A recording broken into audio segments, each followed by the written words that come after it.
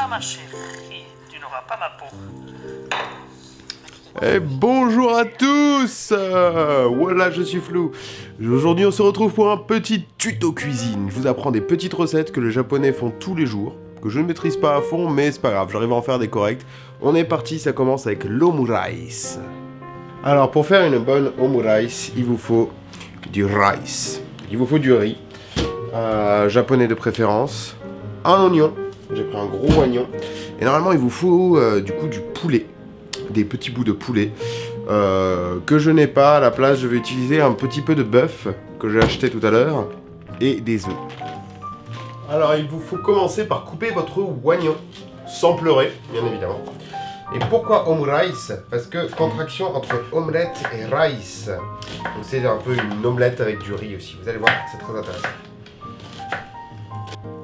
Alors, il est préférable que votre oignon soit coupé en tout petits bouts. Et je foire complètement mon coupage. Bien évidemment, un coupage de qualité. Donc après, vous cassez 3 œufs dans un bol pour faire la petite omelette.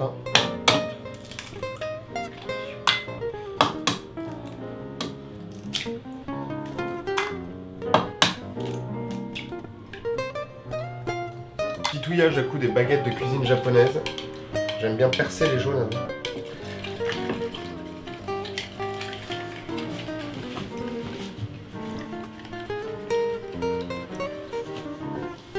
Certains rajoutent une lichette de lait.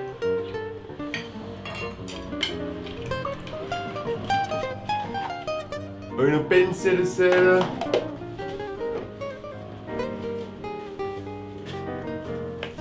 Voire un petit peu de poivre noir si cela vous dit. Mais je sais qu'en général, les Japonais ils font juste les 3 œufs. Ou avec un peu de lait. Bon, bah maintenant vous faites revenir vos petits oignons à la japonaise. Aux baguettes. Vous pouvez le faire à la spatule, hein, ça marche aussi.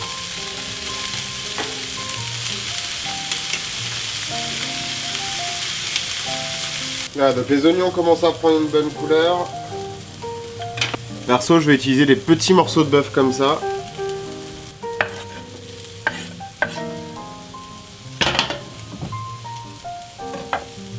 Voilà, vous faites cuire la viande en même temps. Hein. Perso, j'utilise du coup ces petits morceaux de bœuf. On se fait revenir ça tranquille bilou. Ça commence à bien me prendre. Je crois que j'ai mis 3 fois trop d'oignons.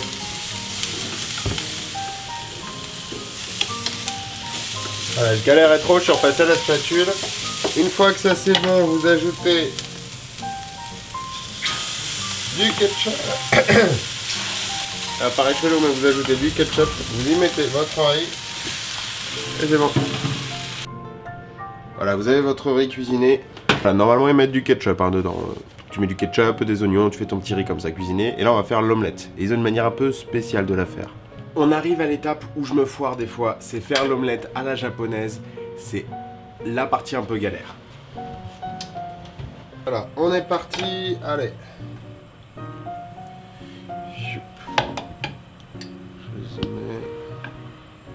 Il faut pas arrêter de faire ça, si j'en crois ce que j'ai vu en tutoriel. Peut-être mis un peu beaucoup de lait.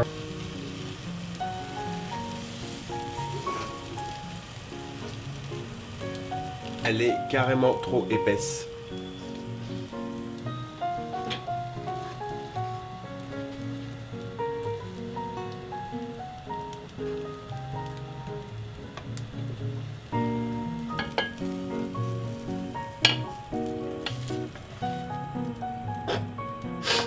Résultat quand je le fais, résultat quand un restaurateur le fait. Bon voilà, il y a une différence esthétique. J'ai oublié de saler et de poivrer mon riz, oubliez pas. Mais sinon, je vous assure que ça va être très bon. Donc voilà, je teste quand même devant vous. J'ai juste rajouté un peu de poivre sur le dessus et de sel. Voilà, il faut prendre...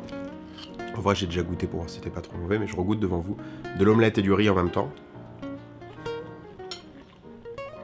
Bah, pour le coup, je suis plutôt fier de moi parce que c'est vraiment bon.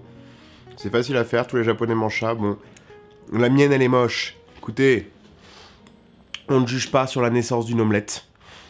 Par contre, on passe tout de suite à une nouvelle recette. C'est parti. Deuxième partie, on va cuisiner un curry à la japonaise. C'est la première fois que j'en fais un. J'en mange tout le temps dans les restos, c'est super bon. Du coup, vous avez besoin de ça. Vous pouvez acheter chez les épiciers asiatiques. C'est basiquement des petits cubes de curry. Ça se met dans l'eau, vous allez voir. Pour ce curry, on a choisi des patates. Donc là, à peu près 3 patates japonaises, 4 patates japonaises. Elles sont toutes petites comme ça, les patates japonaises. C'est ridicule. On a 3 carottes. Si tu peux filmer ici chez Compère. 3 carottes que je vais finir de couper. Et ici, on a 3 petits oignons. Donc je coupe les carottes et on se retrouve tout de suite. Oh putain, il fait le travelling de coupage de carottes. Oh bonne mère. Oh bonne mère. Alors faut pas oublier de faire du riz pour faire tout ça. Et le riz pour le curry japonais c'est meilleur au rice cooker. Alors si vous n'avez pas le rice cooker, Romain il a une petite astuce des familles. Vous prenez la casserole, vous mettez le riz, vous mettez l'eau, il y a juste une phalange d'eau qui dépasse du riz. Et comme ça vous faites un riz un peu collant gluant, bien sympatoche à la japonaise. C'est ça hein? Tout à fait. Tout à fait. Il faut laisser l'eau s'évaporer. Il faut laisser l'eau s'évaporer, tout à fait. Allez. Ça va le faire pour nous deux, ça. Ouais. Hop. Quand vous faites du riz au rice cooker, il faut que j'arrête de prendre l'accent du sud ridicule. Quand vous faites du riz au rice cooker, il faut mettre la même dose d'eau que de riz. Alors il y a 2 écoles, soit vous lavez le riz, soit vous ne lavez pas le riz.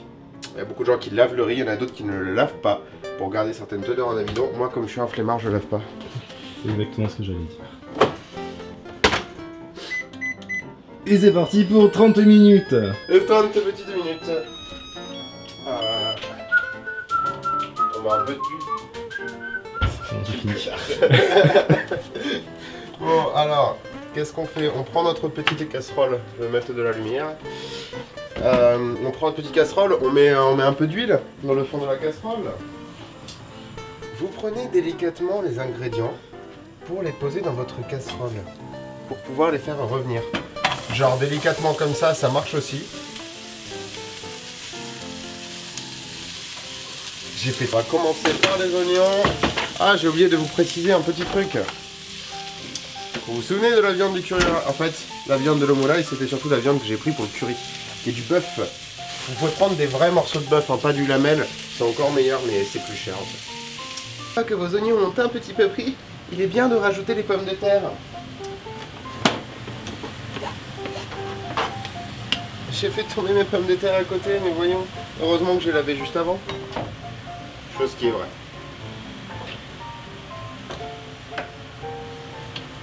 On va tout mettre en même temps. J'en ai fait 3 fois trop. Mais c'est pas grave, on va faire double ration de curry. Sarko il voulait double portion de frites, nous on fait double ration de curry. Et ouais! Allez, qu'est-ce qu'il y a? Donc on va faire prendre un peu tout ça, on va mettre la viande aussi. Vite fait, histoire que ça prenne un peu, et on va rajouter de l'eau. Là, je suis à... Vous avez fait à peu près 1 litre d'eau. Donc ça, un peu plus, voilà. Et là, ce qu'on va faire, c'est qu'on va laisser mijoter tout ça. Faut que le bouillon il prenne bien du goût. Et après, on se retrouve pour l'étape du curry. Vas-y, viens, filme-moi cette magnifique chose qui a l'air absolument dégueulasse comme ça, mais vous allez voir après, c'est super bon. Faire à manger, pas boire de l'alcool. Boire de l'alcool. Bienvenue dans les recettes pompettes. Aujourd'hui, on va boire du whisky et faire du curry. En plus, ça rime. Mais c'est toi. Je t'en doutais. Ça tournait. Oui. Merde. Bon, alors du coup, voilà, là c'est ce que donne le curry. Hein. Vous devez trouver ça dans vos épiceries asiatiques. Il y a une petite mamie ce matin qui m'a conseillé celui-là de Golden Curry, avec ces symboles-là qui veut dire moyen épicé. Si vous êtes très épicé, vous pouvez. Normalement, ça suffit. S'il faut, j'en rajouterai. J'ai précisé que je mange beaucoup de curry, mais que c'est la première fois que j'en fais. Donc on a bien fait mijoter tout ça. Donc maintenant, on met les 4 petits bouts et on mélange. Oui. Tu les coupes plus d'habitude, c'est ça? Non, c'est juste que la merde on s'est tombée, c'était bizarre. Dis que ça a l'air de la merde, dis-le hein. Ah, j'ai rien dit. Donc on va mélanger, on va voir ce que ça donne en termes de... Et tu nous fais un petit remix, je mélange. Je mélange. Et tu rajoutes bouillon cube, le petit plus du curry.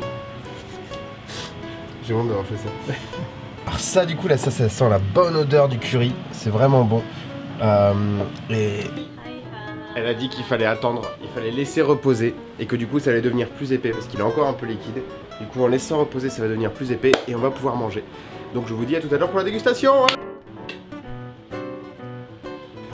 Il est bon, mais pour moi il manquerait un peu d'épices. Mais ça doit être parce qu'il a pris la gamme d'épices moyennes. Donc, du coup ça fait plaisir au ventre. Du coup bah moi aussi je protège, je protège, ouais. Moi aussi je passe à ce goûtage.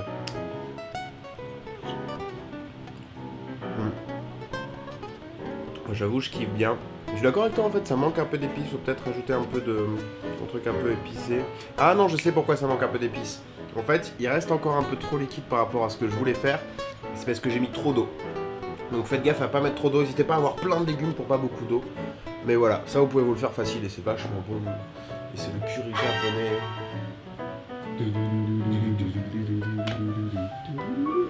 Yuri, は食べてみて。ーい。はーい。ちょっと牛があるパートの方が美味しい。牛があるパートが欲しいよじゃはいどうぞ。あ。はい。気をつけてめっちゃ熱い。めっちゃ熱いね言ってました。